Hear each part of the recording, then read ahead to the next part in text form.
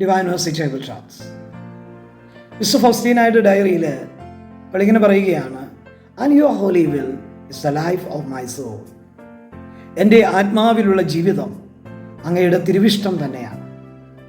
വിശുദ്ധ ഫൗസ്റ്റീന പറയുകയാണ്, അവിടെ ആധ്യാത്മിക ജീവിതത്തിൽ അവൾ എപ്പോഴും ഫോക്കസ് ചെയ്തിരുന്നത് ദൈവത്തിൻ്റെ തിരുവിഷ്ടത്തിനാണ്. അതിനാണ് അവളുടെ ജീവിതത്തിൽ അവൾ എന്നും ഒന്നാം സ്ഥാനം കൊടുത്തിട്ടുള്ളത്. ദൈവത്തിൻ്റെ ഇഷ്ടത്തിന് തൻ്റെ ഇഷ്ടത്തെ വിധേയപ്പെടുത്തുക, ആ ഒരു ആത്മസമർപ്പണമാണ് വിശുദ്ധ ഫൗസ്റ്റീനായുടെ വിശുദ്ധിയുടെ രഹസ്യം എന്ന് പറയുന്നത്. ദൈവത്തിൻ്റെ തിരുവിഷ്ടത്തിന് ആമേൻ പറയുക.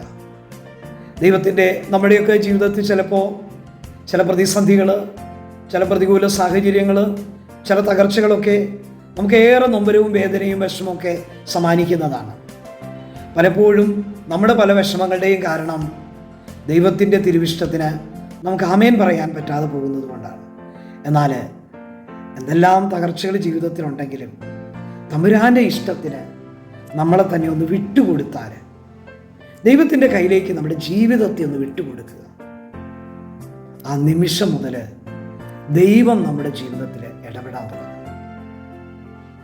വിട്ടുകൊടുക്കുക ദൈവത്തിൻ്റെ കയ്യിലേക്ക്, ആ നിമിഷം മുതൽ ദൈവം പ്രവർത്തിക്കാൻ തുടങ്ങും.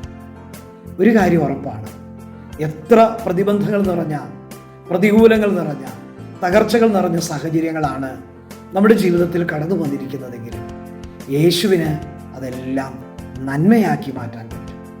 അതിലൂടെയെല്ലാം നമ്മുടെ കർത്താവിന് നമ്മുടെ ജീവിതത്തിൽ ഒരു നന്മ കൊണ്ടുവരാൻ കഴിയും. ദൈവം നന്മ കൊണ്ടുവരിക തന്നെ ചെയ്യും. അതുകൊണ്ട് സങ്കടപ്പെടരുത്, നിരാശപ്പെടരുത്, ടെൻഷൻ അടിക്കരുത്, മുന്നോട്ട് പോവുക. ഈശോ നിങ്ങളെ അനുഗ്രഹിക്കട്ടെ. God bless you.